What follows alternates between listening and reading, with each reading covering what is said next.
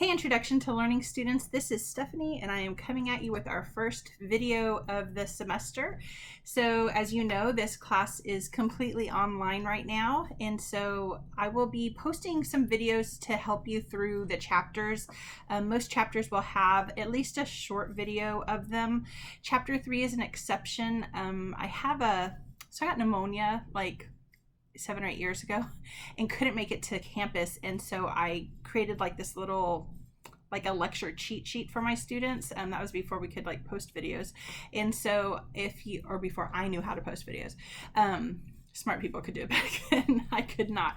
So anyway, I have that cheat sheet up, and it actually does a really good job of kind of explaining chapter 3. It's a bridge chapter, so there's not a whole lot of content. It's more like understanding the concepts.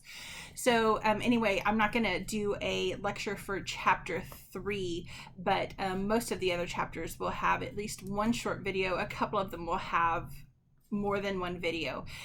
So my goal with these videos is to help you kind of digest what's in the book, and then also to expand on it, right? So if you think about how university works, the whole purpose of a professor is not to teach, right? I'm not a teacher. So it's your job to kind of learn the material, and my job is to help make sure that you comprehend it, and not just understand it, but that you can take it then and like apply it, so you know it deeply.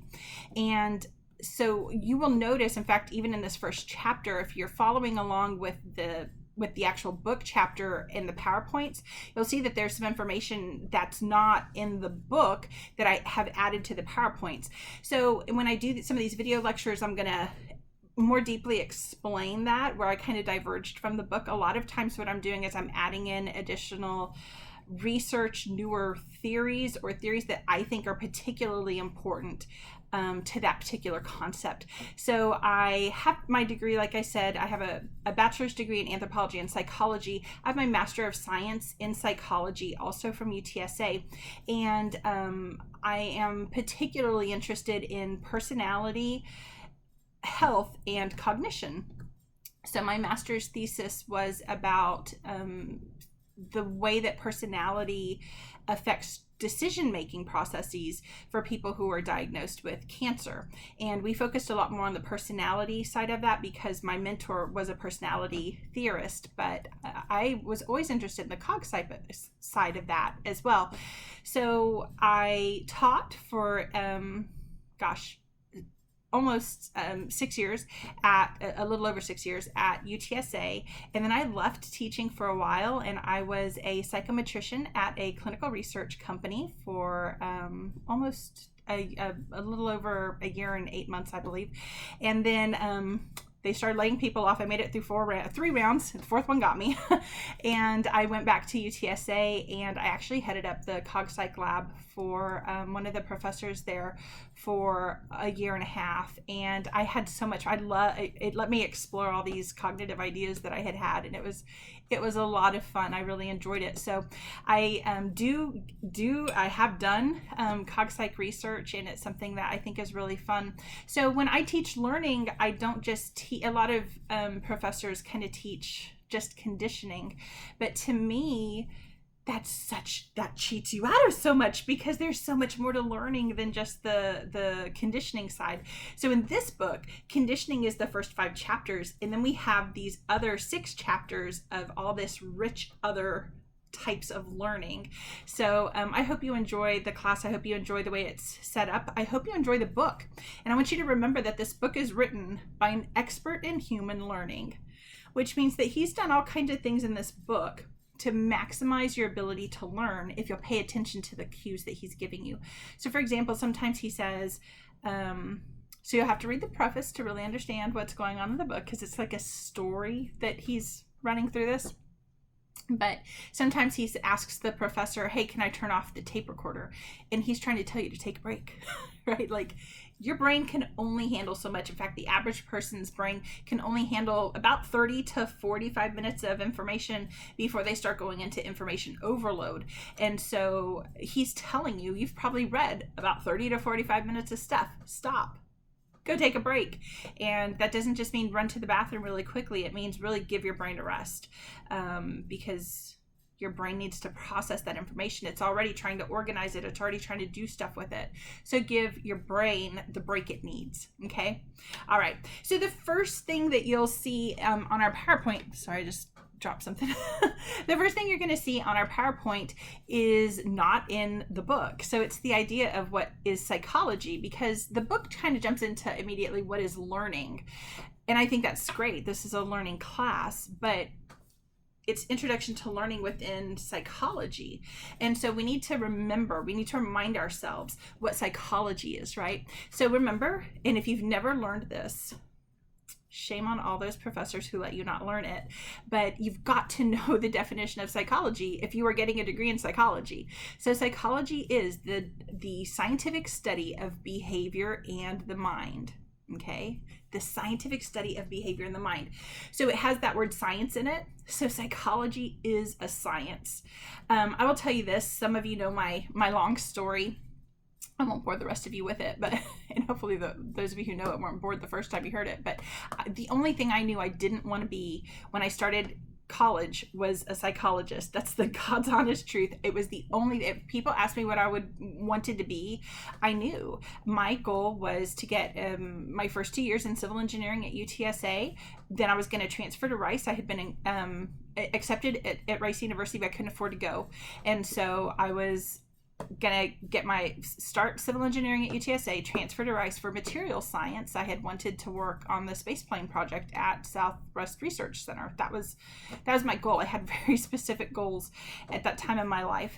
And my second semester, I was dropped from everything, and I took this psychology class.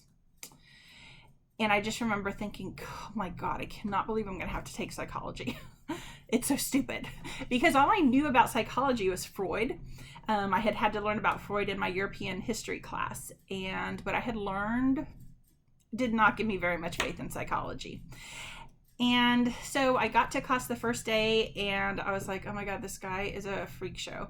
My professor, Dr. Ribble, who I absolutely love now, but that first day he shows up to class in lederhosen. He's playing polka music, until class starts. And then when class starts, instead of like introducing himself, and he starts reading us this poetry, and I'm like, oh my God, somebody save me from this disaster. And then he started talking about psychology, and I was like, oh my gosh, because I did not know that most psychology is science. No one had ever taught me that. Certainly Freud did not look like science to me. And the little bits I knew about other things, Skinner, okay, he experimented. I guess he's a scientist. But man, within the first 2 weeks, we were studying experiments and correlations and statistics and actual research. And I thought, oh my gosh, like this, I love this. This is interesting to me. And as we got further in the book, by the 6th week, I had gone and changed my major to actually a double major in anthropology and psychology, which is what I finished with. Psychology is a science. We are actually an incredibly rigorous science, and we have to be a rigorous science. You've heard of hard sciences and soft sciences, right?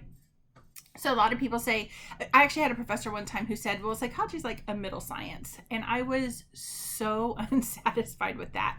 And I made it my life's mission to tell everyone that was not true. My other degree is in anthropology. Anthropology is a soft science. We do a lot of qualitative research in anthropology. So we don't do statistics. We don't do manipulations. We go, we observe. And I have to say this, that's more cultural anthropology, right? On the bio side, which is actually what I'm interested in. We can do science, which is why I love the bio side of anthropology. But in cultural anthropology, it's truly a qualitative excursion, and there's no science really, what we consider science with the scientific method. There's none of that really involved. Many of the social sciences are soft sciences. I want you to notice that here at A&M, you are not in a social science department. In fact, you are in the Department of Science and Mathematics. We have a social sciences department. You're not a part of it. And that is in part because we take the science component of psychology incredibly seriously at this university. It's one of the reasons that when I had the opportunity to start teaching here from UTSA, I jumped on the chance and I'm not saying that UTSA doesn't take it seriously. They do, but you're still housed in humanities, the College of Arts and Sciences, and you're more on the art side. And here at A&M, it's not a question. Everyone recognizes that psychology is a science. So some people say, well, where does it fall then? Because it's not a hard science. It's not like physics where you have these beautiful laws, right? And of course, not all the physics laws work and blah, blah, blah. We can get into that, but most of the time they work, right? Chemistry. And so we're not lucky in that way in psychology. We're a much younger science than physics and chemistry. But we have an additional problem, and that additional problem is that people are so different from one another. So way back many years ago when I was dating my ex-husband, he was a geology major, and so one of the things we would do, we would go on after we were married, we would go on weekend tours of Texas, and we had a little business called Texas Fossils, and we would go fossil hunting, which was a lot of fun. And he'd take samples of rocks just for fun, and we would put them in a mass spectrometer at UTSA and go eat lunch and come back, and it would basically tell you everything that made that rock up, and then you could look it up in a book, and it would tell you like, oh, it's this kind of rock. And the problem is that there's no part of you that I can like grind up and stick into a mass spectrometer and learn anything about you. Even DNA doesn't really tell me all that much about you in terms of things like personality and cognition and things that are really important and that really matter to the human experience. So we have this additional complication in psychology where the things that we want to study aren't beautifully the same. So in chemistry, every time you put vinegar with baking soda, it always foams up if you have fresh baking soda and fresh vinegar, because those compounds are predictable. They're the same. Baking soda has specific compounds that make it up. But when we're talking about experimenting with people, there's so much variability. And so that adds an element of difficulty to the experiments that we want to do. Some people say, oh, well, then that's, psychology can't be a science because of that. No, that means we have to be a more rigorous science, right? That means that when we plan research, we have to plan it even better than a chemist, because a chemist, that reaction is going to happen pretty much as long as your vinegar is not frozen, right? So they don't have to do a lot in terms of controlling like room temperature. The lighting doesn't matter, right? The things that humans react to in like small differences, right? If I have a room just 5 degrees hotter or 5 degrees colder, that may make you really uncomfortable. That may really change your answers on a study, right? So we have to be even better. We have to be even more rigorous than some of the other sciences. So I have a saying, because I was so offended by the idea that we were like this medium science, this middle science. So I say that psychology is not a hard science and it's not a soft science. I agree with both of those statements. But I say that psychology is the hardest science. I truly believe that psychology, in order for us to learn about the human condition, in order for us to learn the things that make humans do the things they do, the behaviors that we perform, we have to be clean with our experiments as much as possible. And we have to go above and beyond what many other sciences have to in order to get results that are meaningful in some way. Okay? All right, so let's think about what psychologists do then. So we said that psychology is the scientific study of behavior and the mind.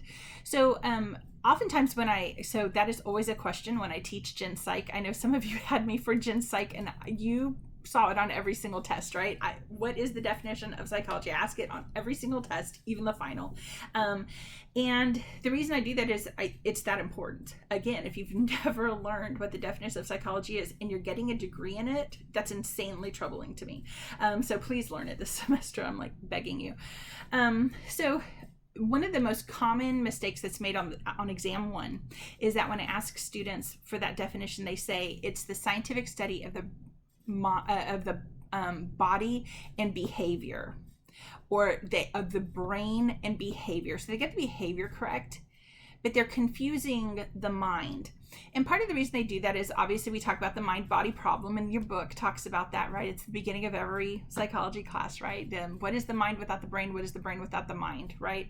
So we know that we need both a brain and a body to be able to make any assessments about what being human is, why we do the things that we do.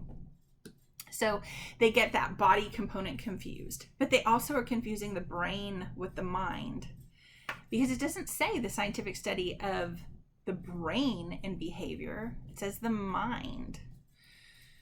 So we have this really interesting difficulty. Certainly the mind, one component of the mind is the brain, but the mind is bigger than that. It's deeper than that. And so some people like to think about, okay, well, psychology, the study of, right? The ology, psyche, meaning the breath within something, or some people translate it roughly as the soul. I just like to think about it as that thing that makes us human. And there's an awful lot of whatever that is, right? There's a lot of things that make you and me human. And so we can start to think about that mind as being, again, some people want to translate it as the soul, but I don't necessarily think you have to do that. I think you can just think about it as that thing that makes us human, whatever it is. And so when we start to think about that then, in terms of studying it, you can see that all of a sudden we just made things way more complicated, right? Because it's not just the brain, it's bigger than just the brain. Because if it was just the brain, we should be able to pretty well predict most of the things you're going to do. But in reality, we don't do a great job of that at all. So, all right. So the book talks about learning, and the book gives you a really great definition of learning. And I'm going to read it to you. This little, I like this little graphic from the book. It's this one right here that I have printed up from the PowerPoints. But it's all relatively permanent changes and potential for behavior that result from experience and are not due to fatigue, aging, maturation, drugs, injury, or disease. Okay. So the part of that definition that I really want to focus on is the idea that it is a relatively permanent change and that it results from experience. So it's a change in behavior resulting from experience. So one of the interesting things that the definition does for us is it kind of says it's a relatively permanent change. So I want you to think about this. So I'm going to give you my story. When I was in high school, I took French, and when I was in college, I took Russian. Don't ask why. I was not smart enough to take Spanish living in San Antonio, Texas. But anyway, I took French. I loved French. I loved that class. I loved my teachers. I loved the people I was in that class with. We had a good time. And I went all the way to French 3. For no good reason, just I really enjoyed learning the language. So we were really strict, and I went to Judson class 93, and I had very strict teachers. We were not allowed to speak English in class. After after the first month, you got in trouble if you spoke any English. You had to figure out what you needed to say in French. And so we used it all the time. And then even after we weren't in French anymore, we continued to talk to each other in French because it was fun and no one really knew because everyone was taking Spanish or German. And so we had our own secret language and we could use it. In college at UTSA, they were just as strict. After the first 2 weeks, we were not allowed to speak any English. And every time our professor heard us speaking English, we would lose a point on our next exam. She was wild. She was hardcore. And so I really did fantastic in Russian because we didn't have another choice. You had to learn it and you had to use it. But I was able to continue to speak French to people for a long time. I had friends who had taken French with me. I could continue to speak French with them. When you go to Houston at the Galleria Mall, there's always someone speaking French. Like, seriously, pay attention next time you're in the Galleria. And so I would embarrass people I was with. I didn't really care. I would go speak French to people just because I'm like, bonjour. And it was fun to me. And it gave me a chance to kind of keep up my conversational French. I didn't have anything like that for Russian. And so today I speak a lot more French than I speak Russian. And in fact, most of my Russian is gone. I think the only thing I remember two things: "Я не знаю," which is I don't know, and "Где почта," which is where's the post office. I figured that, if I'm ever in Russia, getting to a post office, probably I can find someone to help me. So I don't know, that phrase just stayed with me. I know a lot more French because I was able to continue to practice it, right? If I had to relearn Russian, it would probably come back to me relatively quickly. I wouldn't have to, I don't think, I would have to relearn from step one. And that's because there are some changes that happen in my brain when I learned it, right? So the definition, these relatively permanent changes and potential for behavior, right? So right now I can't speak Russian very well. If I really had to sit down and think about stuff, I could probably come up with some more words and phrases that I could remember. Do svidaniya, just did it. Niet, right? Okay. Da for yes. So there are some things that, okay, I remember. But at the same time, there's a lot that I can't bring to my memory right now, but it's not actually forgotten. It's still there. That trace is still there, but it's really hard to get to. And so this idea in the definition of learning that Lefrancois gives us, that it's a relatively permanent change, is incredibly important. And that brings up the next thing I want to talk about when we talk about studying learning. And to me, I think it is the most difficult part of studying learning. And I want you to think about this because in a couple of chapters, we're going to talk about kind of the learning process in an informational processing sort of way. So we're going to talk about encoding, storage, and retrieval. So right now, I want you to think about learning in that way, that there's a process of learning where you encode the information, then you have to store it, and then you have to be able to bring it back forward, right? That's the change in behavior that we're looking for. And I want you to think about this. The problem with studying learning is that we are always studying that last part. We're always studying retrieval. We actually cannot study encoding in an isolated way. We cannot study storage in an isolated way. How do I know you learned? Because you can retrieve it. Because I can see your behavior change. I can see that outcome.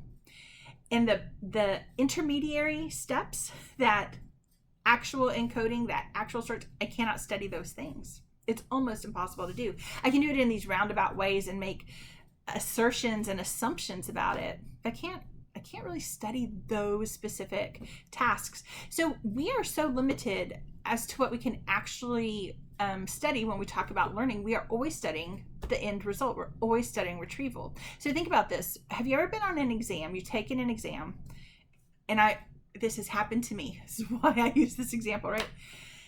You're stuck there. You're like, oh my God, you know the answer to something. You know that you have studied this thing, and you know that the answer is in your brain, and you cannot come up with the stupid answer.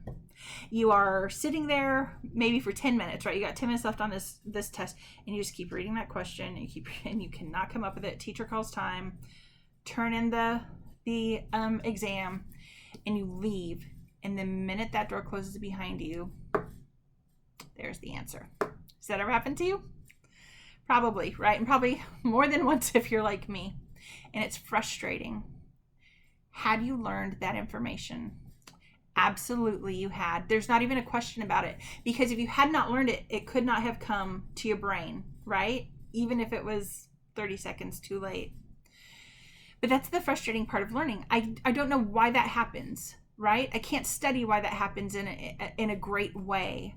So I know that you weren't able to produce what I needed when I needed it. You could go back and beg the teacher, like, seriously, the door literally just closed and I remembered, please have mercy on me. And sometimes that works, right? I begged. I'm not above begging. But we don't know why that happens. Was it an encoding problem? Was it a storage problem? We know it was a problem at retrieval, but you finally got to it. So something else must be implicated, right? So actually studying learning then is incredibly difficult, because when we study learning, we're also often, for the whole process of learning, we study this tiny little bit right here at the end. Very difficult. And so anyway, just as you read through the book, keep that in mind, because that's true with any kind of learning, even if we're not thinking about it from necessarily an information processing approach. But always, even with the conditioning theories, you're always studying that end result. Okay. All right, so the next thing I want to talk about really quickly are theories, principles, laws, and belief. The book has a great little discussion about this, but, again, my job is not to reiterate the book, it's to start to make you think, right? We're going to work on critical thinking skills this semester for sure. So I don't know how you feel about climate change research and climate change science, and I don't care. You don't have to tell me, and you're hopefully not going to know what I think, but I will tell you this: people on both sides of the aisle drive me absolutely crazy when they talk about climate change research. On one side of the aisle, we have people saying things like, it's settled science. If you are under the impression that there's anything that is settled science, then you do not understand science. And that is especially true of something like climate change, where we have actual data for less than 150 years. On the other side of the aisle, we have people who say things like, oh, it's just a theory. A theory is literally the most important thing that we have in science. It is a conglomeration of all of the best available information, and it allows us to test things, right? You can test a theory. So here's the concern, right? In Washington, we have a bunch of people who don't understand science, constantly talking about science. It's wild. I don't want you to be one of those people. If you ever make it to city council, or to be our mayor, or to be in public policy making of any kind, you're a senator, you're whatever, I want you to at least understand science. Please, I'm begging you. Please, we need some folks who understand it there. Theories are statements that explain everything we know based on observation of a situation. Usually it's a natural phenomena, right? So in psychology, we have theories about how we learn. We have theories of personality. We have theories of how people start to have abnormal thoughts and behaviors. Like, there's all kinds of theories in psychology. And again, we're a pretty young science. We're going to talk in the next video about that. So I think that for a lot of students, psychology itself is kind of daunting when they actually realize how many different theories there are. I always say, your gen psych class should be the hardest psych class you ever take if it's taught correctly, because you are learning in most intro psych textbooks, you're either learning 15 to 18 content chapters, and you're learning the most important theories for each of those content chapters. That is a lot of stuff to learn, even if you only had 2 theories per chapter. And of course they give you way more than that, right? But even if you only had 2, that means that you're learning at a minimum 32 different theories that semester. That's 2 different theories a week that you have to really understand and be able to apply. That's a lot of work. So theory is important for us. It's that summation of everything that we know. In psychology, some theories are ridiculously long. So Freud's theory of personality, if you printed it up on what I call Bible paper, so that really thin paper, tiny print, takes up somewhere around 2 feet of linear space on a bookshelf. That's how big his theory of personality is. My personal favorite theory of personality is the five-factor theory by Costa and McCrae. That the seminal article that they produced in the early 80s was 13 pages long. 13 pages I can work with, right?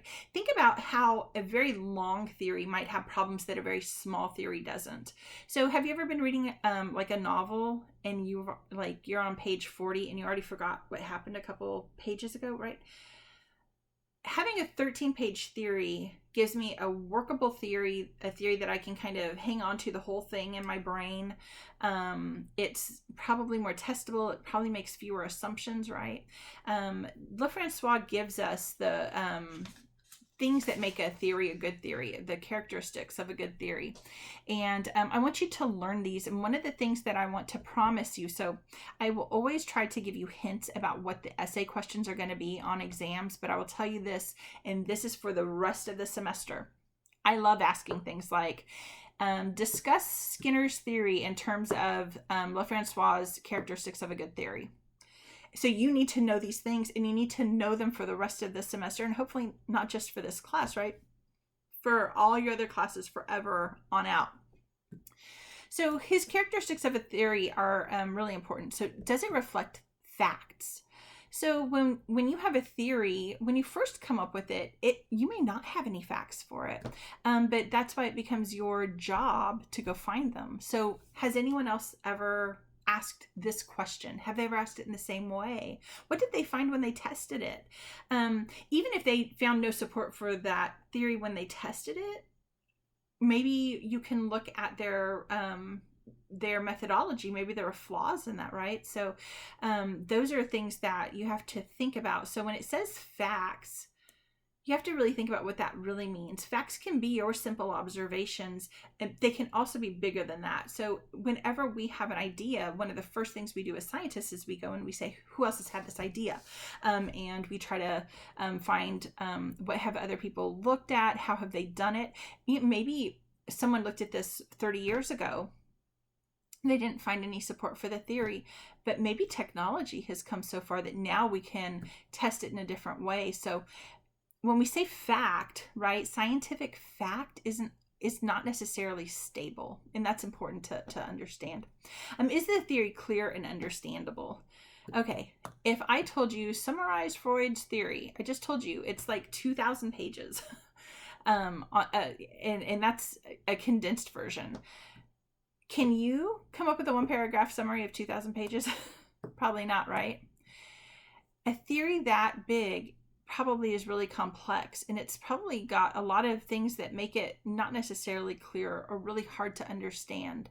And it's not necessarily the case that a short theory is more clear and more understandable. Certainly there are theories that exist out there that are short and difficult.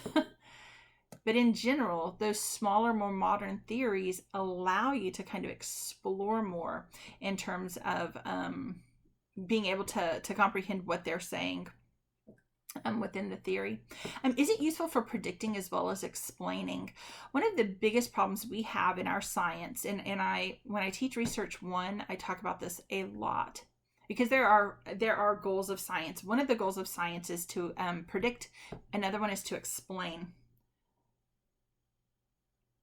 I don't know how to edit that out, so you're gonna have to watch me drink. Sorry. It's just water, I swear. But the idea that we predict and explain, one of the things that psychology does relatively well, we make things predictable.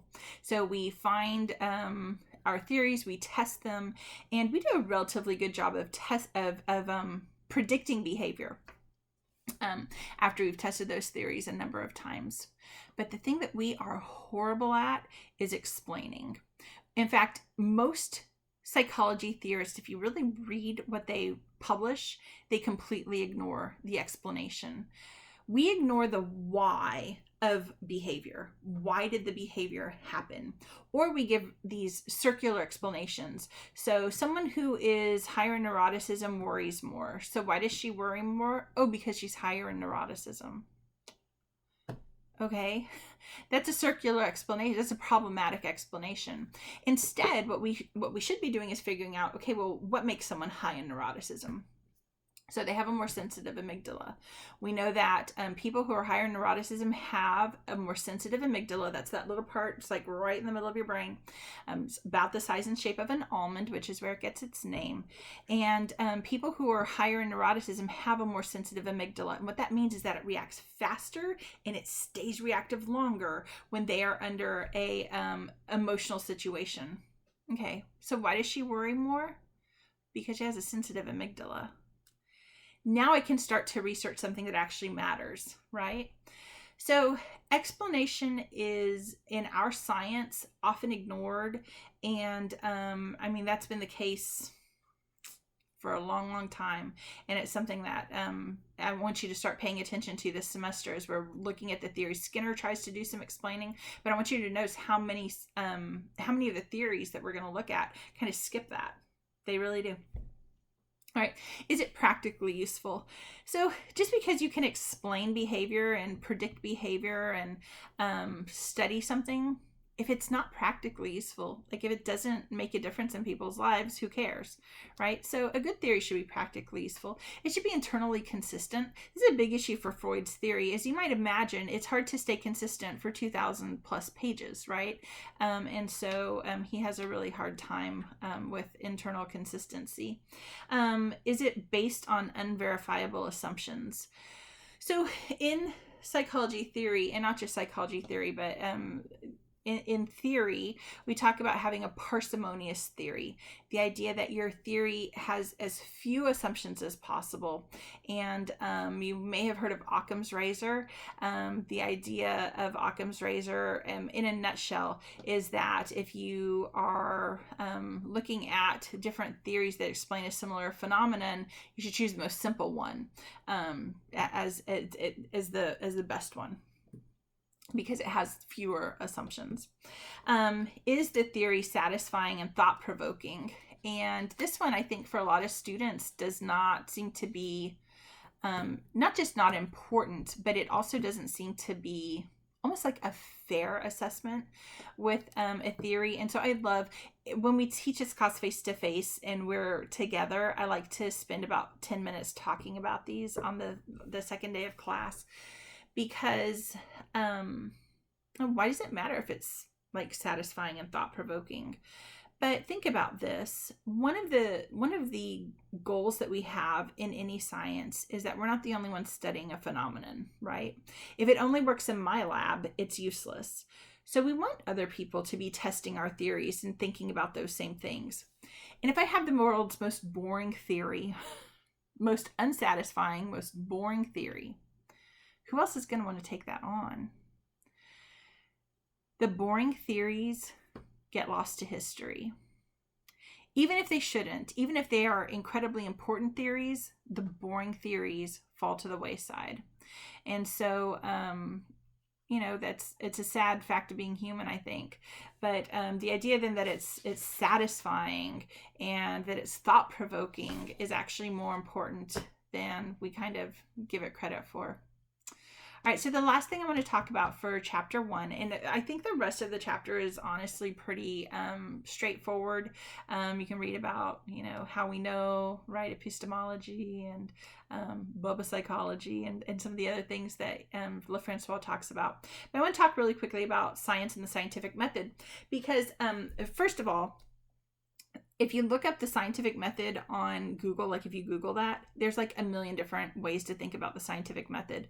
So I kind of like what Lefrancois does. I actually like it a lot. He just kind of says in general, right? So if we took all those million different ways to think about it and we took all the commonalities, we would be left with 5 steps. Ask a question, develop a hypothesis, collect the relevant observations, test the hypothesis, and reach and share a conclusion. So I know that some of you guys learned an 8-step process when you were in high school, and I'm not knocking on any of that. I'm saying if we distilled it down to the most important things, this is what it would be. And I tend to agree with Lefrancois on that.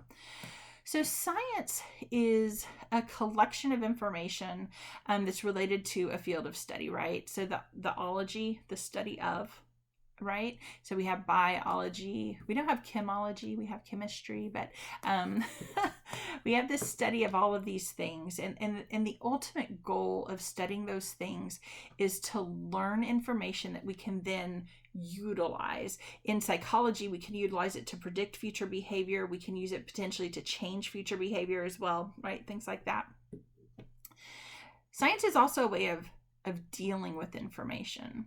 So one of the things that scientists do is they think critically about the information that they are seeing, right? I've been shocked. I think it's so interesting to think about, again, Washington and science and what's going on in a lot of different ways. But I will say this, you know, I know the president was getting a lot of heat for the hydroxychloroquine stuff. And I think he was getting a lot of heat for a lot of reasons, because maybe he didn't present things very well. But the reality is this: he didn't come up with the idea, right? We had reports from many other countries saying, hey, we're having some luck with this hydroxychloroquine stuff. And what he said in the press conference was, we should probably study it.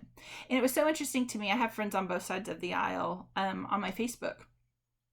And people were like, well, what does the president know? And I'm thinking, well, nothing. That's why he's saying we should study it, right?